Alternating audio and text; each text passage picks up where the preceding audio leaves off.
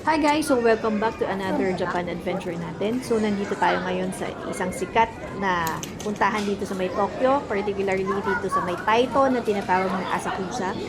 So sikat na sikat to dahil doon sa nakita nyong giant lantern. Kung gusto niyo pumunta dito, pwede kayo sumakay ng Yamamote Line and then baba kayo ng Kanda Station and then transfer kayo ng Metro Ginza and then yun na, pantayin nyo yung Asakusa Station. Ito, nag-food trip kami. Ito ay strawberry candy and strawberry mochi yung binili namin.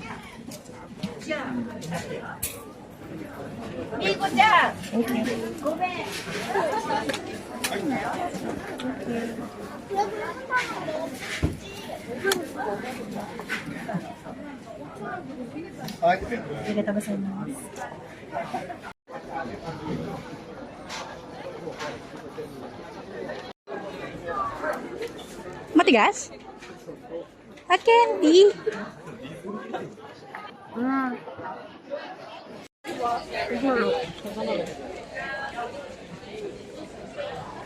Subo mong buo.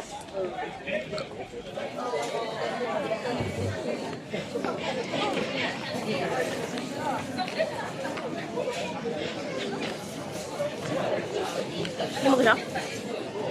Yung may strawberry, remember? Try this one.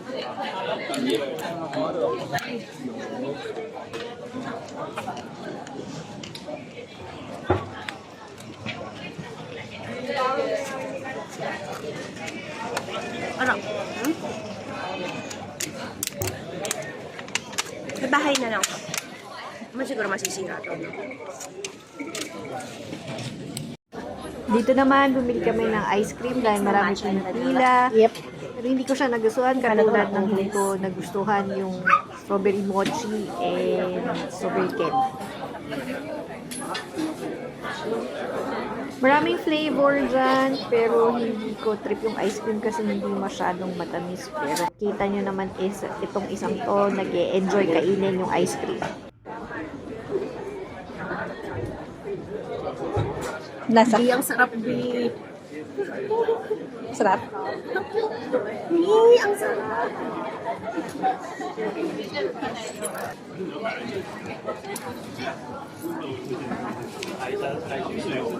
Wala Hokkaido.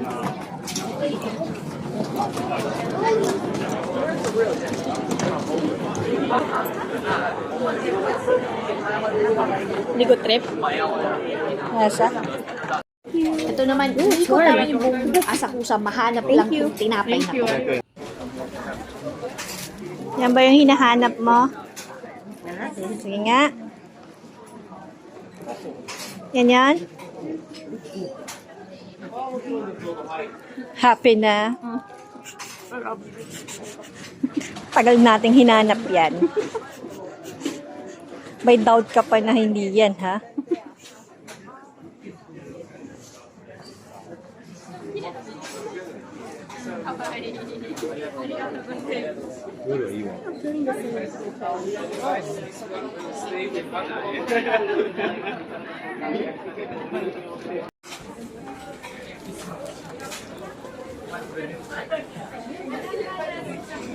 Tawag din natin. Butchi.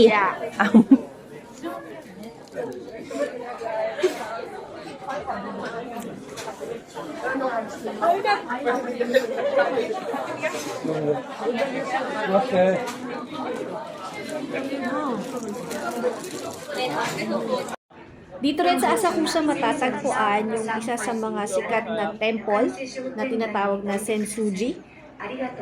Dito rin yung isa sa mga sikat na festival na tinatawag na Sandra Matsuri.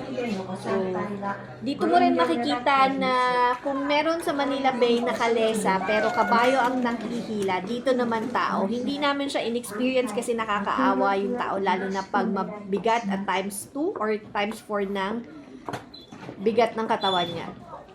So, makikita nyo dito yung Sensuji Temple.